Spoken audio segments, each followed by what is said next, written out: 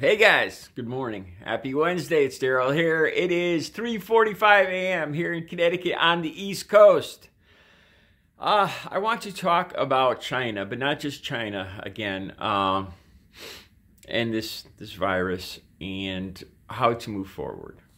I know, as you guys know, I'm no expert, but I started thinking about this when, once again, I was visiting a very close relative. And as I was leaving, I was talking about wanting to buy new clothes for summer, sneakers and shorts. And as I was leaving, this person said, "Whatever you do, don't buy stuff from China. I don't like China." And again, these are older relatives that exclusively watch Fox News and love Hannity. I didn't say anything. I just smiled and nodded and walked out the door. I was on TikTok yesterday. I got on TikTok initially because it was another social media platform, and I was going to use it to advertise this channel mostly. I wasn't getting on there to twerk or do anything or anything else. You know what? In general, it's kind of disgusted me. I don't want to offend anybody, but it's the lowest of the low on there. I think the people that make these very short clips, it's a total attention-seeking, unhealthy media platform. That being said, I came across two older gentlemen, probably about the same age as my relative, older. And one older gentleman stared into the camera and said, "China made it, the Democrats spread it, and I won't forget it in November. I'm Trump 2020. By God darn it." Yeah, I swear. Not word for word, but just close to that. And I watched it a few times. There's no point leaving a comment. There's no point in interacting or talking to this person at all.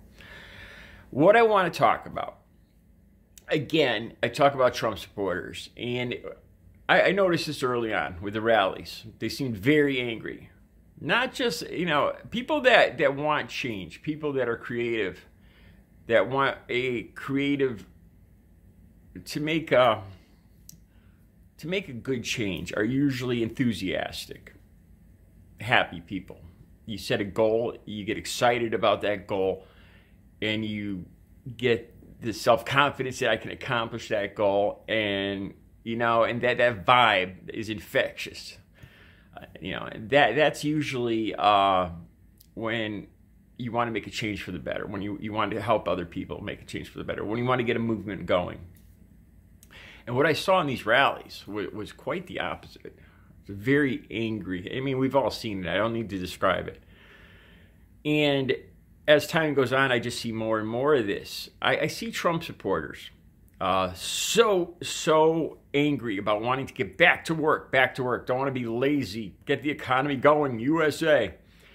And they want to jump into this 15-hour day work day where they get back home, they turn on Fox News, they get brainwashed and hating the Democrats, hating other countries, fall asleep, get up, go back to work, make the money that's making these same politicians and these same corporations wealthy.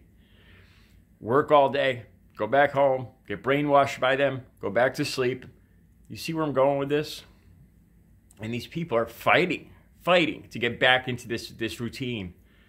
It's almost scary. And I'm not saying all of them are like that, but there's a good portion of people that are just, if you look hard, if you look at this, it almost seems like robots or slaves, just programmed to get back to producing for their masters. I know it sounds all sci-fi and everything, but I mean, if you simplify it, what is some of these average MAGA workers, these Trump supporters, what their day is like? A lot of people I know, where they work hard, and I give them credit for that. And they always talk about how they don't have time to, they don't know a lot about the news or what's going on. I bring up environmental issues. Don't you know what Trump's doing about, mercury in the water and all this other stuff? I don't got time to watch the news. They have time to watch their 1 or 2 Fox News or Hannity to get programmed. Then they go to sleep, and they get up and they go back to wherever and start making money again for these corporations, these politicians, the corporations that then give the donations to the politicians, paying into the healthcare and just continuing this system. And we all do it too. But I see them wanting to get back to work, needing to get back in there and make more money for the corporations, for the politicians. And getting home late, not reading, not doing anything to change or improve their lives, but just the routine over and over again. And I'm not saying all of them, but an alarmingly large bunch are. All right. Now, China. Instead of just going, what 3 or 4 of these viruses have come from China. And if you look into it, I'll put a link below. I'll put a couple of links below from science pages. There's very obvious reasons why these are coming from China. The highest population in the world, packed tight together. Along with, it's a very, their menu, their lifestyle, their culture, farming. They're in close contact with these animals 24 hours a day. Lesser enforcement of hygiene from their leaders, and on top of that, there is secrecy in China. There's a lot of secrecy, and that's just the way that culture is. I mean, look at the Great Wall of China. This isn't something that's just they're trying to hurt America. This is their culture. If you look at the AIDS epidemic. Supposedly it started in Africa, but it blew up here and killed millions. Why? Probably because of our culture. Back in the 70s and 80s, the dating culture, the sex culture, the porn industry. I'm not blaming it on that, but that virus came here and it thrived here. And did other countries blame us and say that we should pay for the AIDS epidemic? No. So I see these Trump supporters. China should be punished. But what would that, like I've said before, when you're faced with when something bad happens, you got 2 choices. You can pound your fist and say it's not fair, shake your hand at the sky, blame somebody else, get angry, retribution, vengeance. Look, and I mean this with all sincerity. I've done this before. I lived 30, 40 years of my life doing that, and it brings nothing but pain, more pain and misery. It does. What would that do? What would that do? Economic sanctions, more tariffs. We need China right now. We do. We do. Whether we like it or not, our pharmaceuticals, our microchips, so much stuff. And another thing, I get these damn comments from people talking about globalists and liberals. Look, the world has changed, man. It's just not 1870 anymore, 1860. At any given time, there's 8,000 to 20,000 planes in the air at any given moment, traveling across the entire world constantly. 8,000 to 20,000 planes at any given second. Computers. We are interconnected now, and it's never going back unless we destroy the entire Earth. But I don't see that as an option. We are interconnected. These people talking about, it seems like they want to just zip up the country and go back to 1870.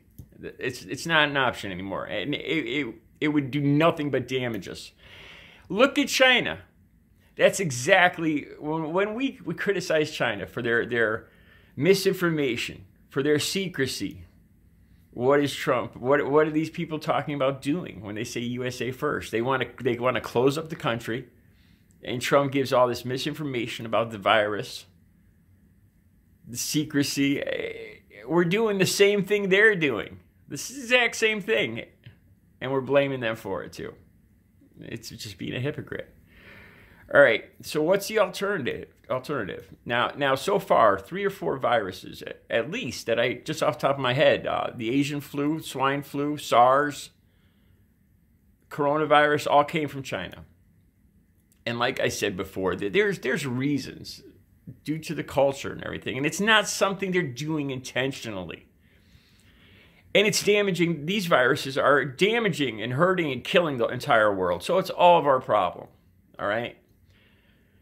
The next one, and there will be a next one, eventually it's going to be a hell of a lot worse. So what would be the alternative to punishing them?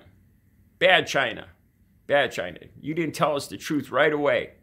As if that's what we do. That's if that's what any country does. None of us do that. You know, or actually get into a World War III or any kind of war with China. What is that going to do to change anything? Well, it's going to show them that we don't take shit. We're America. We're number one.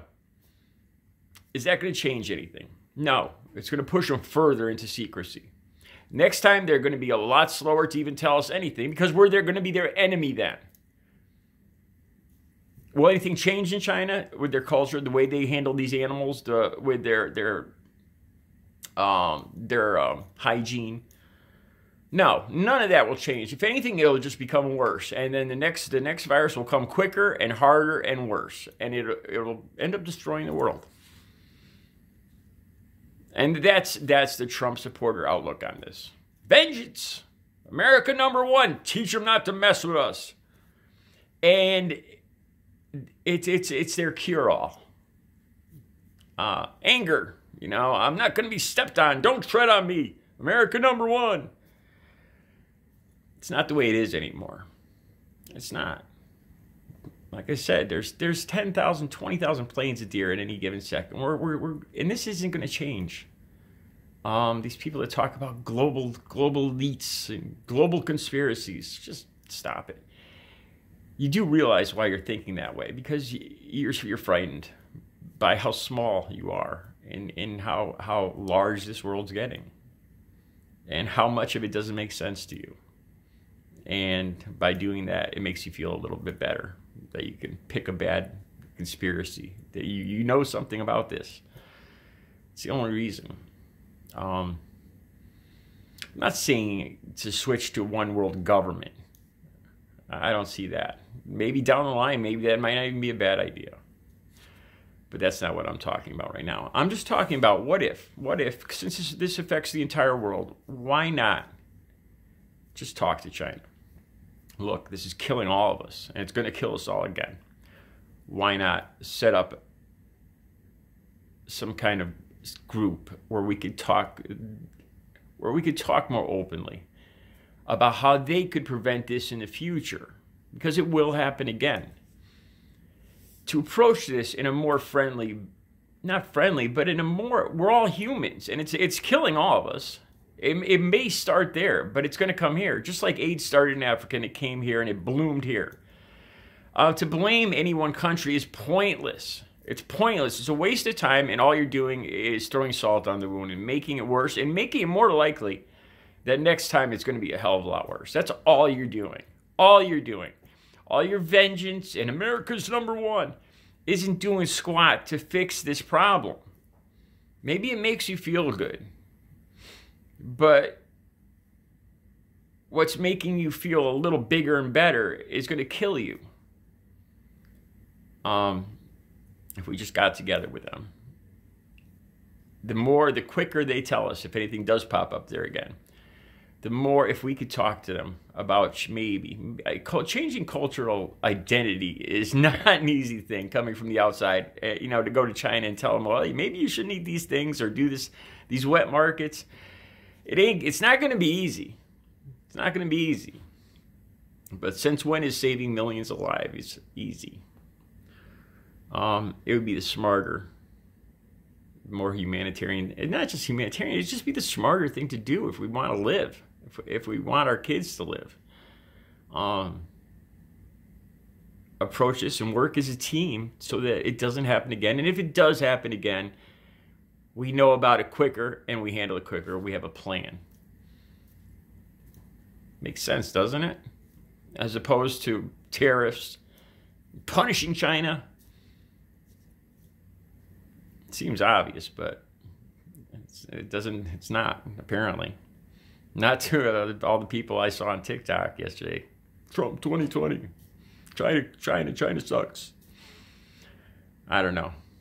I still have hope, though. All right. You guys have a good Wednesday.